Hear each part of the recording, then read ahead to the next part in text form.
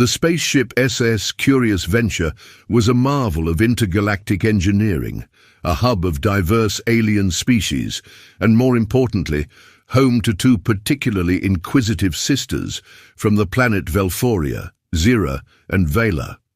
They were brilliant scientists, renowned for their intellect, but today their focus was not on science. It was on a human, more specifically his tool. The human in question was Logan Carter, the ship's chief mechanic. Unlike many others on board, Logan wasn't a high-ranking officer, nor did he possess any special powers, but he had something that neither Zira nor Vela had ever encountered before, a wrench so massive, so versatile, they could hardly believe it. How have we not learnt more about this species before, they both thought in sync. "Look at the size of that thing," Zira whispered as they peeked around the corner of Engineering Bay. "He's using both hands to handle it. The things he could do to us would be out of this world," Vela added, her luminous blue eyes widening. Logan, unaware of his audience, was currently fixing a pipe that had come loose near the reactor core. His muscular arms flexed as he twisted the wrench, adjusting bolts with practiced ease. The way he positioned himself, sometimes standing, sometimes crouching, sometimes flat on his back with his legs bent, left the sisters breathless. He just twisted his whole body to get under that panel," Zira murmured in awe. "He must be so flexible," Vela whispered, her voice almost reverent. They followed him throughout the day, watching as he maneuvered himself into the most impossible positions, wielding his mighty wrench with expert precision.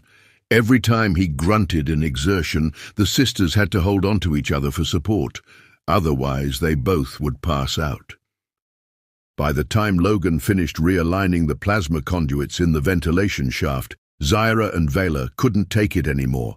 Their minds were overwhelmed, their knees weak, their hearts racing. "We need to lie down," Zira gasped. "Yes, immediately," Vela agreed, dragging her sister toward their quarters. An hour later, after deep breathing exercises and several glasses of hydrating nectar, they were finally regaining their composure when a knock sounded at the door. Vela opened it, and there stood Logan, slightly sweaty, a smudge of grease on his cheek, his tool belt hanging low on his hips. "Hey, I noticed you two watching me earlier," he said, rubbing the back of his neck. "Everything okay?" Zira and Vela stared, their brains short-circuiting. Yes," Zira finally managed. "Actually, no," Vela blurted out, her eyes darting to her sister before locking on to Logan. "Our pipes have been acting up. We need your big human tool to get them working again. No one else have been able to satisfy them. I mean, fix the—" Vela, stumbling with her words. Logan blinked. "Your pipes?" "Yes," Zira nodded rapidly. "They're all backed up. Need a real good deep thumping adjustment." "Well, I'm good at unclogging things," Logan said thoughtfully. "All right, lead the way." What followed was an intense, sweaty, hour-long session. Logan worked tirelessly, his hands moving skillfully, his face set with focus. The sisters stood close, watching his every move, occasionally biting their lips as he tightened things in ways they'd never imagined possible. "There," Logan finally exhaled, wiping his brow. "Pipes should be running smooth now. I can see why you needed my help." Zira and Vela exchanged a look. Their restraint had reached its limit. With a synchronized push, they shoved Logan onto the bed. He barely had time to react before Zira leaned down, her voice sultry. "Tell me, Logan." Vela smirked, running a hand along his arm.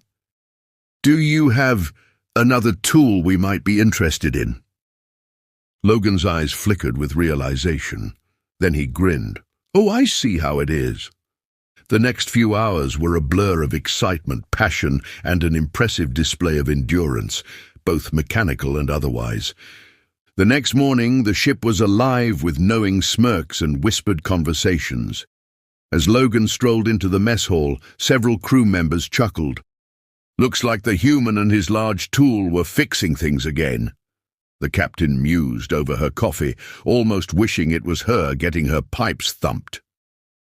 Zira and Vela, now permanently fascinated by human tools of all kinds, merely smiled knowingly, already planning their next maintenance request. And maybe they could take him home to show their parents a new plaything that just might be good enough to marry.